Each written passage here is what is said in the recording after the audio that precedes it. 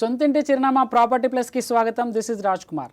ఇవాళ ప్రాపర్టీ ప్లస్లో కామన్ మ్యాన్కి నిజంగా అఫోర్డబుల్ హౌసింగ్ ఎట్లా ఉంటుంది, అసలు అఫోర్డబుల్ హౌసింగ్ అంటే మీనింగ్ ఏంటి, తెలంగాణలో నిజంగా భూముల రెగ్యులరైజేషన్ కొనసాగుతుందా, సో కంపెన్సేషన్ విషయంలో ఎట్లాంటి చర్యలు జాగ్రత్తలు తీసుకోవాల్సినటువంటి అవసరం ఉంటుంది. దీనికి సంబంధించి మనతో మాట్లాడడానికి ఇవాళ మన ప్రాపర్టీ ప్లస్లో నారాడ్కో వైస్ ప్రెసిడెంట్ చలపతిరావు గారు ఉన్నారు. ఆయన అడిగి మరిన్ని వివరాలు తెలుసుకుందాం. Sir, welcome to property plus. నమస్తే అండి.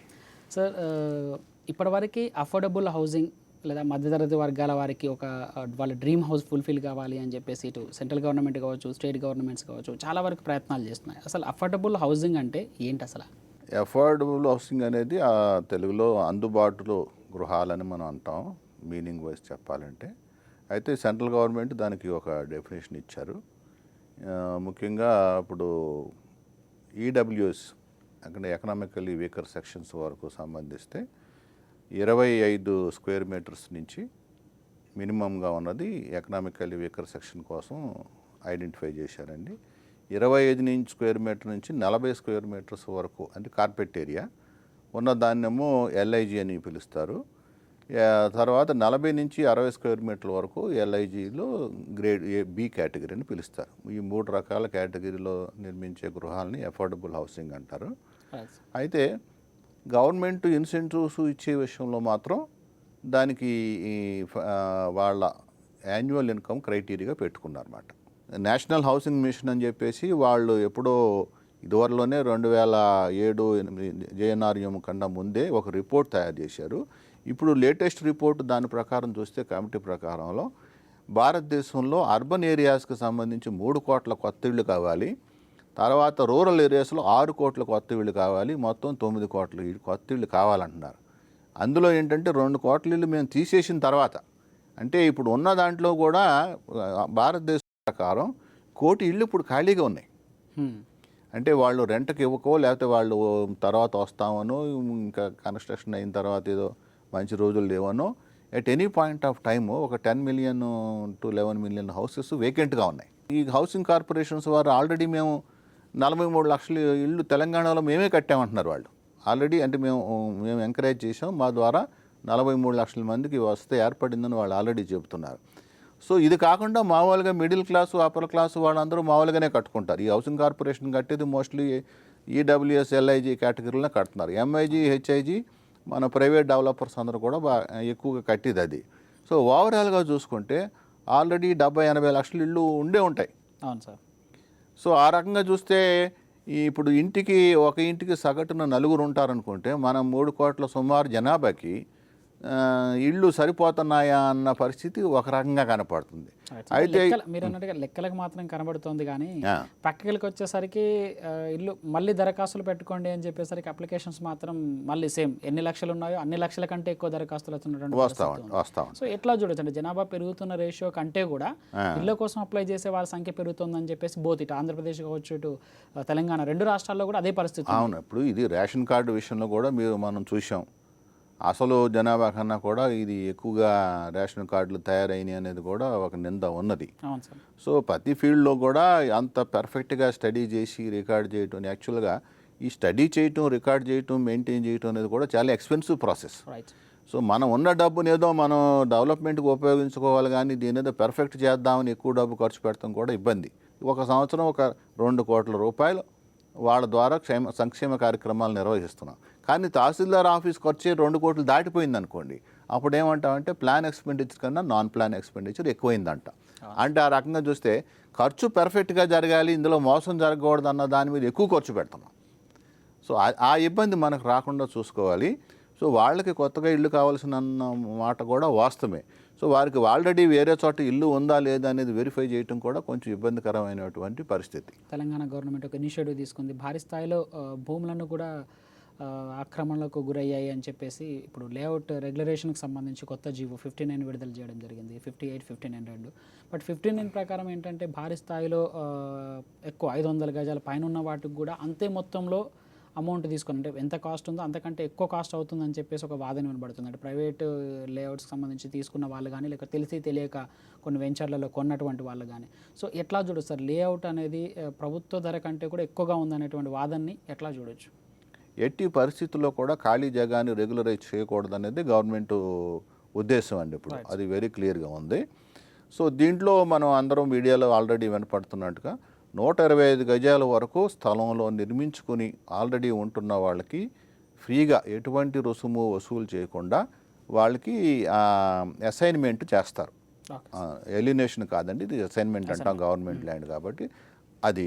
తర్వాత 125 గజాల నుంచి 250 గజాలు ఉన్న వాళ్ళకి మార్కెట్ అంటే సబ్ రిజిస్టార్ వాల్యూలో 50% వరకు వాళ్ళు పే చేసి, 25% వరకు పే చేసి వాళ్ళు తీసుకోవాలి. తర్వాత 250 నుంచి 500 గజాల వరకు 50% పే చేయాలి. 500 గజాలు దాటిన వాళ్ళు మాత్రం market value full value pay చేసి తీసుకోవాలన్నారు. అయితే మనం ఆలోచించవలసిన విషయం ఏంటంటే గవర్నమెంట్ రిజిస్ట్రేషన్ డిపార్ట్మెంట్కి గైడ్ లైన్స్ ఇచ్చినప్పుడు వాస్తవ మార్కెట్లో మ్యాక్సిమం ఉన్న దాంట్లో 50 నుంచి 60% మార్కెట్ విలువ పెట్టాలనేది గైడ్ లైన్స్ ఉన్నాయండి గవర్నమెంట్కి. హైయెస్ట్ దాని నుంచి, దానికంటే లోయెస్ట్ కూడా ఉండొచ్చు, గవర్నమెంట్ వాల్యూ కన్నా కొంత లోయెస్ట్ కూడా ఉండొచ్చు. సో ఓవరాల్గా ఇది సరసమైన ధర, ఎందుకంటే వాళ్ళకి ఫ్రీగా వచ్చింది ల్యాండ్. ఫ్రీగా అంటే ఫ్రీగా ల్యాండ్ వాళ్ళు ఆక్యుపై చేశారు. బహుశా మధ్యలో మధ్యవర్తులు కానీ ఎవరైనా చిన్న చిన్న రాజకీయ నాయకులు కానీ కొంత డబ్బు ఇచ్చారో లేదో మనకు తెలిసిన విషయం కాదు, ఊరికే ప్రజలు అంటూ ఉంటారు. సో ఏదైతే గవర్నమెంట్ స్థలం కానీ అర్బన్ ల్యాండ్ సీలింగ్లో మిగులు భూములు భూ పరిమితి చట్టం ప్రకారం మిగులు భూములు ఏదైతే డిక్లేర్ చేయబడి వాటిలో కట్టుకున్న ఇళ్ళు కానీ దీన్ని వర్తింపు చేయాలని చెప్పారు. అయితే కొన్నిటికి మాత్రం ఇది ఈ స్కీమ్ వర్తించదండి. ఇప్పుడు ఏదైతే ప్రొహిబిటెడ్ యూజెస్ ఏదైతే ఉన్నాయో, ఇప్పుడు ఫర్ ఎగ్జాంపుల్ హెరిటేజ్ స్ట్రక్చర్ దాని పక్కన రెగ్యులరైజ్ చేయటానికి లేదు. అలాగే ఇప్పుడు వాటర్ ట్యాంక్ FTL లెవెల్లో ఉన్నాయి, వాటిని రెగ్యులరైజ్ చేయటానికి లేదు. 311 జీవోలో ఉన్నాయి కూడా రెగ్యులరైజ్ చేయటానికి లేదు. సో ఇటువంటి అన్నీ ఎక్స్క్లూడ్ అవుతాయి. ఏంటంటే గవర్నమెంట్ ల్యాండ్ ఉండి దానికి వేరే ప్రొహిబిటెడ్ యూజ్ లేకుండా ఉన్నట్టయితేనే దీన్ని రెగ్యులరైజ్ చేయమని ఉంది, అసైన్ చేయమని ఉంది. సో దీంట్లో చాలామందికి లబ్ధి జరుగుతుందని మనం అనుకుంటున్నాం. అది జరగవలసింది కూడా ఉంది, ఎందుకంటే ప్రభుత్వం కానీ ప్రజల మీద కానీ అందరికీ ఇల్లు, అందరికీ వసతి కలిగించాలనేది మనం అందరి నేషనల్ ఎజెండా. అది ఇది మనం ఏదో ప్రభుత్వం ఎజెండా కాదు.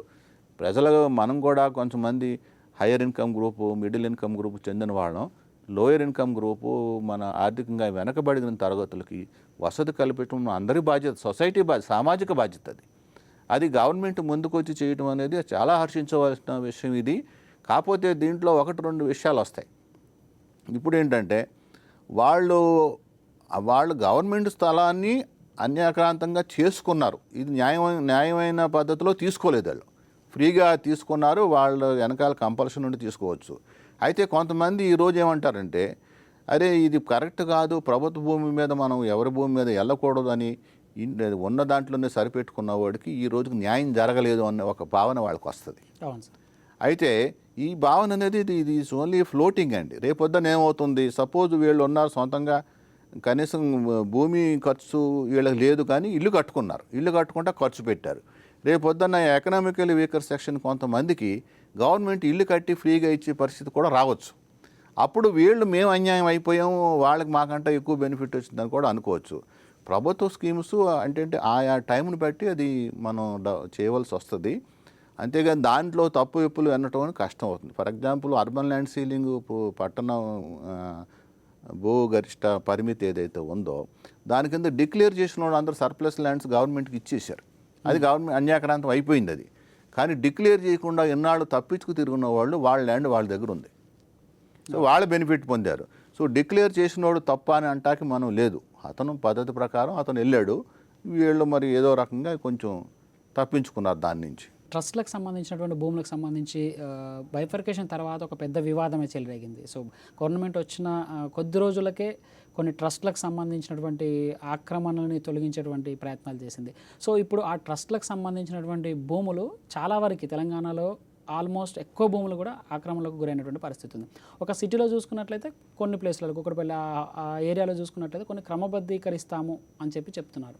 సో ఎట్లా చూడొచ్చు అంటే ట్రస్ట్కి సంబంధించిన భూములను ఒకవైపు పరిరక్షిస్తాము అని చెప్తూ ఇంకొక వైపు అంటే మీరు ఏదైతే ఇల్లు కట్టుకున్న వాళ్ళు ఉంటారో సో వాళ్ళని క్రమబద్ధీకరిస్తాము అని చెప్తుంటే మిగతా ట్రస్ట్లకు సంబంధించిన భూములు ఎలా గవర్నమెంట్ కాపాడుతుంది అనుకోవచ్చు.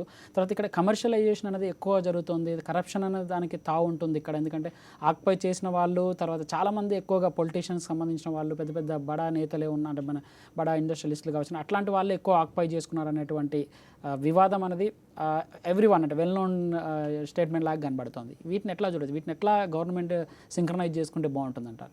ఇప్పుడు చూడండి, ప్రయాణం చేయటం కోసం ఒక ట్రైన్ ఉంటే దాంట్లో 1-2 ఏసీ బోగీలు ఉంటాయి, కానీ మిగిలిన జనరల్ బోగీలు అనేవి దర్దాపుకి 20 ఉంటాయి. సో గవర్నమెంట్ పథకాల్లో ఒక మ్యాక్సిమము కామన్ మ్యాన్కి ఈ బాధితులకి బెనిఫిట్ జరుగుతున్న స్కీము గవర్నమెంట్ ఆలోచన చేసి ఇంట్రడ్యూస్ చేయాలి. నెంబర్ 1. నెంబర్ 2, అన్యాయం అయిపోయారు సామాన్య ప్రజలు, బడుగు వర్గాలు వాళ్ళు. అది ట్రస్ట్ భూమా ఏమిటి అన్న విషయం వాళ్ళకే తెలియదు, మనకే తెలియదు. రోజు పేపర్లు చదువుకున్నాం చాలామందికి ఇది ఏం ట్రస్ట్ భూమో ఏంటో తెలియదు. ఎందుకంటే మన రెవెన్యూ రికార్డ్స్ కొంచెం గందరగోళ పరిస్థితి ఉన్నది. మీరు ఫర్ ఎగ్జాంపుల్ అంటే నేను స్పెసిఫిక్గా కేసు ఏం చెప్పను, ఏదైనా ఒక చోటకి వెళ్తే మీరు 1960-70 కాడి నుంచి ఈసీ తీసుకుంటే అది ప్రైవేట్ ల్యాండ్ అని వస్తుంది. ఇంకా ఆ పాత రికార్డులోకి వెళ్తే అది గవర్నమెంట్ ల్యాండ్ అని వస్తుంది. ఇలాంటి అవకతవకలు ఉన్నాయి రెవెన్యూ రికార్డ్స్లో. సో వాటిని సృష్టీకరణ చేయకుండా మనం సామాన్యుడు ఒక భూమి కొనుక్కుని ఒక ఇల్లు కట్టుకున్నప్పుడు అతన్ని నువ్వు తప్పు చేశావని అంటాకి మనం సరిపోం. ఇది సరైన పద్ధతి కూడా కాదు. అందులో కూడా ఒకవైపున ఏంటంటే గవర్నమెంట్ ఒకవైపు నువ్వు తప్పు చేశావని ఏలు చూపిస్తూ రెండో వైపు వాళ్ళకి పర్మిషన్ ఇస్తున్నాం. ఈరోజు ట్రస్ట్ భూముల్లో కూడా కొన్ని చోట పర్మిషన్లు ఇచ్చిన పరిస్థితి ఉంది ఆల్రెడీ. దాన్ని అర్బన్ ల్యాండ్ సీలింగ్ కింద తీసుకొచ్చి రెగ్యులరైజ్ చేసిన పరిస్థితి కూడా ఉన్నది. సో నాకు వచ్చినటువంటికు మనం ట్రస్ట్ భూములు అనకుండా దీని ఎండోమెంట్ ల్యాండ్స్ అంటామండి. మీరన్నట్టుగా కొన్ని సొసైటీ భూములు అంటే ఎండోన్మెంట్స్ ల్యాండ్స్ కిందనే మాట్లాడుకున్నా కూడా సో చాలా వరకు అవి ఆక్రమణలకు గురయ్యాయని ప్రభుత్వాలు ఎన్ని ప్రభుత్వాలు మారినా సరే ఆక్రమణలకు గురయ్యాయన్నారు. వాటికి పర్మిషన్లు ఇచ్చారు, తర్వాత వాటికి current bill everything GHMC greater హైదరాబాద్కి సంబంధించిన ఆల్మోస్ట్ మున్సిపాలిటీ పర్మిషన్స్ అన్నీ ఉన్నాయి. సో ఒకవైపు పర్మిషన్లు ఇచ్చారు, ఇంకొక వైపు ఆ ల్యాండ్ గవర్నమెంట్ ల్యాండ్ లేదా ఎండోన్మెంట్ ల్యాండ్ అని చెప్పేసి కొలుగొడుతున్నారు. అంటే ఎక్కడ లోపం ఉందని చెప్పొచ్చు? ప్రభుత్వ డిపార్ట్మెంట్ల మధ్య ఉన్నటువంటి సమన్వయం లేకపోవడం ఒకటి కారణం అంటారా, లేకుంటే ప్రభుత్వాలు మారినప్పుడల్లా వాళ్ళు ఇలాగే ఫేస్ చేయాల్సినటువంటి అవసరం ఉంటుంది? ఒక ప్రభుత్వం ఉన్నప్పుడు సరే మేము రెగ్యులరైజ్ చేస్తామన్నారు, లేకుంటే పర్మిషన్లు ఇచ్చారు, ఇంకొక ప్రభుత్వం రాగానే దాన్ని కూలగొట్టేస్తామని చెప్తున్నారు. సో అట్లాంటప్పుడు అంటే కామన్ మ్యాన్ ఒక ఇల్లు కట్టుకోవాలంటే వాడి జీవితకాలం మొత్తం పూర్తిగా ఎఫర్ట్ పెట్టాల్సినటువంటి అవసరం ఉంది. అట్లాంటి వాళ్ళ పరిస్థితి ఏంది? అంటే డోలాయమానం అనేది ఎక్కడ అటు కన్జ్యూమర్ లాస్ అవ్వాలా, లేకుంటే ప్రభుత్వం కావాలని చర్యలు తీసుకుంటూ చేస్తుందని చెప్పుకోవాలా, లేకుంటే మీరు అన్నట్టుగా రిజిస్ట్రేషన్ డిపార్ట్మెంట్ కావచ్చు, పర్మిషన్ మున్సిపాలిటీ కావచ్చు, ఎక్కడ లోపం జరిగిందండి? సో దీంట్లో మనం ఆలోచించవలసిన విషయం ఏంటంటే మనిషికి కావాల్సింది కరుణ, దయ. అలాగే ప్రభుత్వం కూడా కరుణ, దయతో చూడాలి. ఇప్పుడు సామాన్యుల ద్వారా పొరపాటు జరిగితే దాన్ని సవరించడానికి దానికి ఒక ముక్తి మార్గం అని ప్రసాదించడం అనేది ప్రభుత్వ ధర్మం, సమాజ ధర్మం. అది ఒక విషయం. రెండో విషయానికి వస్తే ఇది డిపార్ట్మెంట్స్ అనేది ఎవరి డిపార్ట్మెంట్స్కి వాళ్ళకి టార్గెట్స్ ఉంటాయి, వాళ్ళ రూల్స్ అండ్ రెగ్యులేషన్స్ ఉంటాయి. సో దాని ప్రకారం వాళ్ళు పోతున్నారు. GO 86 ప్రకారం మనం మార్టిగేజ్ చేసిన ఏరియాని ప్రొహిబిటెడ్ లిస్ట్లో పెడితే సరిపోతుందని అన్నారు. అయితే రిజిస్ట్రేషన్ డిపార్ట్మెంట్ వాళ్ళు MAUD వాళ్ళు ఇచ్చితే ఇవ్వచ్చు, కానీ అది మాకు సంబంధం లేదు, మా ప్రకారం మీరు మార్టిగేజ్ రిజిస్టర్ చేయాలని వాళ్ళు చెప్పారు. సో ఈ రెండింటిని చేయాలంటే ఏంటంటే ఇటువంటి కాంట్రవర్షియల్ ఇష్యూస్ ఉన్నప్పుడు చీఫ్ సెక్రటరీ గారే GO ఇష్యూ చేయాలి, నాట్ వాళ్ళ ప్రిన్సిపల్ సెక్రటరీ గారు కాకుండా 2-3 డిపార్ట్మెంట్ ఏదైతే కన్సర్న్ ఉన్నో చీఫ్ సెక్రటరీ గారు అన్ని విధాల పరిశీలించి ఆయన GO ఇష్యూ చేసినట్టయితే ఇటువంటి సమస్యలు చాలా వరకు పరిష్కారం అవుతాయి. Thank you sir. మా ప్రాపర్టీ ప్లస్లోకి వచ్చేసరికి నిజంగా రెగ్యులరైజేషన్కి సంబంధించి ప్రజలకు ఎట్లాంటి డౌట్స్ ఉన్నాయి, సో నిజంగా రెగ్యులరైజేషన్ చేసుకోవాలంటే ఎట్లాంటి పరిమితులు ఉండాలో తెలియజేస్తున్నాను. ప్రాపర్టీ ప్లస్లో షార్ట్ బ్రేక్ తీసుకుందాం. బ్రేక్ తర్వాత వాస్తు సెగ్మెంట్ చూద్దాం.